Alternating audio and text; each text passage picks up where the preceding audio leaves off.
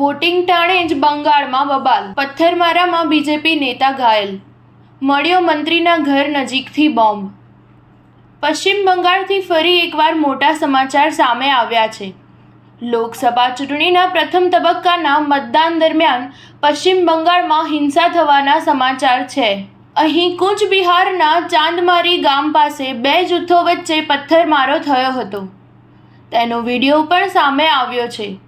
ભારતીય જનતા પાર્ટીએ આરોપ લગાવ્યો છે કે ચાંદમારીમાં મતદારોને રોકવા માટે ટીમ એસીના કાર્યકરોએ પથ્થરમારો કર્યો હતો. આ ઘટનામાં ભાજપના પોલિંગ એજન્ટ ઘાયલ થયા છે.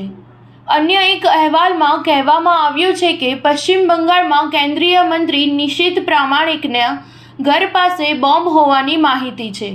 પોલીસ ઘટના સ્થળે પહોંચીને બોમ્બને નિષ્ક્રિય કર્યો હતો. તમને જણાવી દઈએ કે લોકસભા ચૂંટણીના પ્રથમ તબક્કામાં આજે પશ્ચિમ બંગાળની 3 સીટો પર મતદાન થઈ રહ્યું છે. સ્ટાર ન્યૂઝ 7 હંમેશા સચ્ચાઈની સાથે.